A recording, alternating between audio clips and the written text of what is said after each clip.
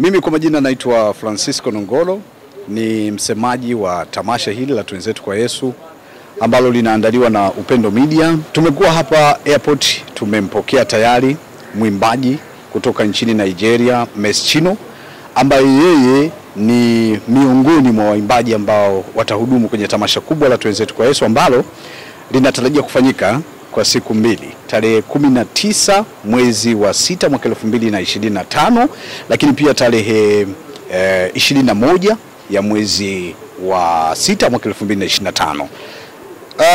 Imekuwa ya tofauti mwaka huu kwa sababu Twenzetu kwa Yesu mara zote kwa miaka 12 sasa imekuwa ikifanyika kwenye uwanja wa Uhuru na uwanja wa Taifa, lakini sasa hivi kumekuwa kuna marekebisho, tumeamua kufanya Tanganyika Packers kwa mwaka wa pili.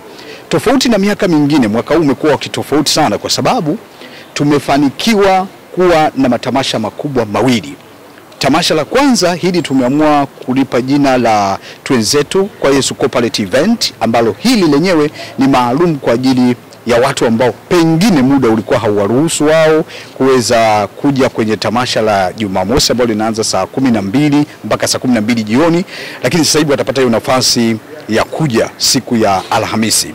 Na hilo la tarehe 19 mwezi wa 6, yani Alhamisi hii, kiingilio chake lenyewe tumeliweka kulingana na watu corporate kidogo. Tumeamua itakuwa ni shilingi 200,000 kwa mtu mmoja VIP, pamoja na meza ya watu 10 kwa shilingi 2,000,000. Na nini unakipata hapo cha ziada ni kwamba ukilipia hapo unapata nafasi ya kupata chakula ukiwa ndani, lakini soft drinks, na utapata performance ile ile ambayo watu wengine wanaipata. Kwa hiyo ni pale Mlimani City na ni kuanzia saa 12 kamili za jioni mpaka saa 6 za usiku. Kwa hiyo iko hivyo. Na kikubwa ni kwamba ukiachana na mambo mengine yote, utofauti wake wa mwaka huu ni kwamba tiketi yake inapatikana kupitia Nilipe app.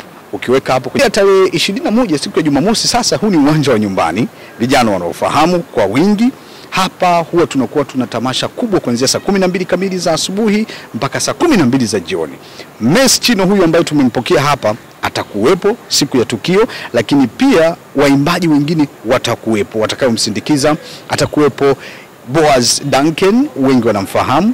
Atakuwepo Rehema Simfukwe, lakini Neema Gospel Choir pia watakuwepo, bila kusahau Joel Lwaga anaitwa Jitu, naye atakuwepo kwenye tamasha hilo. Na tunacho kikundi maarufu sana kwa ajili ya celebration kinaitwa Hyper Squad, nao watakuwepo kwenye tamasha hili. Kwa hiyo mimi ninavyokwenda kuhitimisha ni kwamba niseme hichi ambacho kimefanyika hapa nanyi mmeona tayari ni kwamba tumekwisha kumpokea mwimbaji wetu kutoka nchini Nigeria.